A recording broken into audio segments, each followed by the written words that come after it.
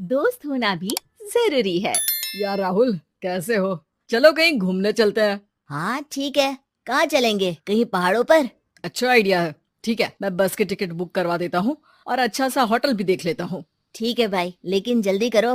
Life में इतना stress हो गया है कि कुछ दिन का रेस्ट तो बहुत जरूरी बन गया है। राज का शाम को फोन आता है राहुल के पास। राहुल, मैंने टिकट बुक करवा दिया है। आज शाम की ही बस है। जल्दी से सामान पैक कर लो।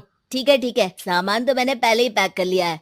अब तो बस शाम का इंतजार है, जब हम बस पकड़ेंगे और निकल पड़ेंगे धर्मशाला की ओर। शाम को दोनों दोस्त बस स्टॉप पर मिलते हैं और फिर वहाँ से निकल पड़ते हैं शिमला की ओर। सुबह होते होते ये दोनों दोस्त शिमला पहुँच गए, जहाँ ये होटल पहुँचे और वहाँ से निकल पड़े पहाड़ों पर घूमने। राज, यहाँ पहाड़ों पर कितना सुकून है ना। दूर दूर तक सिर्फ और सिर्फ पहाड़ ही है, और घूमने आए लोग भी यहाँ कितनी मस्ती कर रहे हैं। हाँ भाई, ये तो है। चलो कुछ खा ले। दोनों एक रेस्टोरेंट में पहुंच गए। वहां इनकी रेस्टोरेंट चलाने वाले लड़के से दोस्ती हो गई, जिसका नाम जितेंद्र था। जितेंद्र, तुम यहाँ कब से हो और रेस्टोरेंट खोलने का प्लान कैसे बनाया? अरे भाइयों, मैं तो यहीं का हूँ। बस बाहर कुछ साल के लिए गया था नौकरी करने, पर फिर लौट आया और अपने यहाँ ही रेस्टोरेंट खोल लिया। पिछले 6 साल से यहीं पर हूँ। अरे लेकिन जितेंद्र, एक बात तो बताओ, रेस्टोरेंट ही क्यों? कुछ और काम क्यों नहीं? और भैया, अपना तो ये मानना है कि आदमी दुनिया में कहीं भी हो, लेकिन उसे भूख तो लगेगी ही, और इसके लिए उसे खाना तो चाहिए ही। यानी ये धंधा कभी मंदा नहीं पड़ता, इसलिए ये काम शुरू किया था। लेकिन इस काम में क्या मुनाफा भी होता है या फिर बस ऐसे ही काम चल रहा है शौकियाना तौर पर? अरे अरे, क्यों नहीं भैया, काम तो हो ही रहा है, और मुनाफा नहीं होता तो ये 10 लोगों का स्टाफ कैसे रख लेता। वैसे आप भी क्यों नहीं इस बिजनेस में हाथ आजमाते हो? हाँ, आइडिया तो अच्छा है, लेकिन हम लोग तो सिर्फ यहाँ घूमने आए हैं और हमारे पास इतने पैसे भी नहीं है।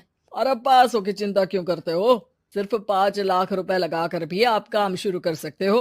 अच्छा, वो कैसे? अरे आप रेस्टोरेंट में मेरे पार्टनर बन जाइए। जो मुनाफा होगा वो आधा आधा बांट लेंगे। राज को ये सुनकर अच्छा तो लगा, लेकिन राहुल को इस ऑफर में कुछ दिक्कत लगी। उसने कोने में ले जाकर राज को समझाना शुरू किया। अरे राज, पागल मत बन। हम सिर्फ यहाँ घूमने आए हैं, ये ऑफर के चक्कर में क्यों पड़ रहे हो?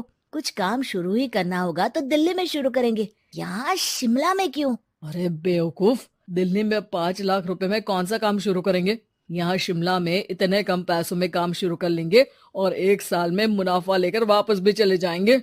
ओहो, अरे भाई, तुम्हें जो करना है करो, लेकिन मैं इस बिजनेस में तुम्हारा साथ नहीं दे सकता। याद रखो, हम यहाँ सिर्फ घूमने आए हैं, कोई बिजनेस करने नहीं। और इस जितेंद्र पर वैसे भी मुझे ज्यादा भरोसा नहीं हो रहा है।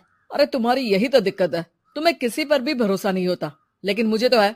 मुझे पता है कि इतने कम पैसों में मुझे जितेंद्र अपना बिजनेस पार्टनर बना रहा है। अरे लेकिन क्या गारंटी है कि पैसे लेने के बाद जितेंद्र तुम्हें बेवकूफ नहीं बनाएगा?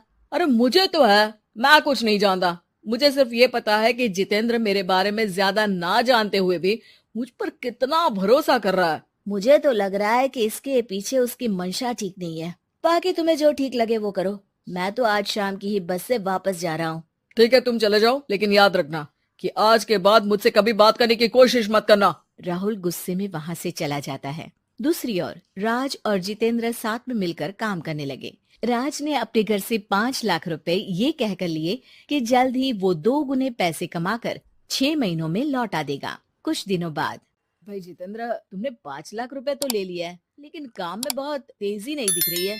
अरे भाई, काम में थोड़ा समय लगता है, चिंता मत करो यार। हाँ वो तो ठीक है, लेकिन मेरे पैसों का तो कुछ हिसाब दो।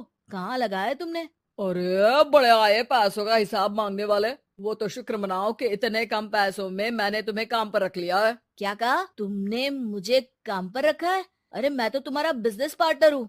बड़ा आया पार्टनर बनने वाला। औकात देखिए अपनी, 5 लाख में रेस्टोरेंट खरीद लिया है क्या?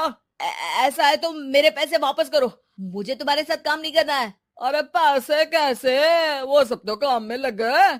अब तुम्हें वापस जाना है तो चले जाओ, कोई पैसा नहीं मिलने वाला है। राज को अपने साथ होने वाले धोखे का एहसास हो चुका था, लेकिन तब तक देर हो चुकी थी। उसे अपने दोस्त राहुल की याद सताने लगी, जिसने पहले ही आगाह कर दिया था कि इस बिजनेस में धोखा है, लेकिन अब तो देर हो चुकी थी। राज को अब कोई रास्ता नहीं सूझ रहा था।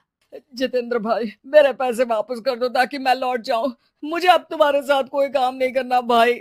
ये सुनते ही जितेंद्र अपने कुछ साथियों के साथ राज पर टूट पड़ा और उसकी जमकर पिटाई कर दी। राज बेहोश हो चुका था। जब उसने आंख खोली तो उसे अपने सामने पूरा परिवार, पुराना दोस्त राहुल भी दिखा। सभी को देखकर राज की आंख में आंसू आ गए। राहुल, मुझे माफ कर दो। अगर समय रहते मैं तुम्हारी बात मान लेता तो आज शायद ये दिन ना देखना पड़ता। अरे शुक्र मनाओ कि जान बच गई। वो तो भला हो एक आदमी का जिसने मुझे फोन कर दिया था, तभी तुम्हारी जान बच सकी। मुझे माफ कर दे दोस्त, तेरी सलाह ना मानकर मैंने बड़ी भूल की है। अरे अरे भाई, मेरे हाथ मत जोड़ो। बस ध्यान रखना कि अच्छा दोस्त आपको हमेशा अच्छी सलाह देता है, इसलिए दोस्तों की सलाह पर ध्यान देना चाहिए।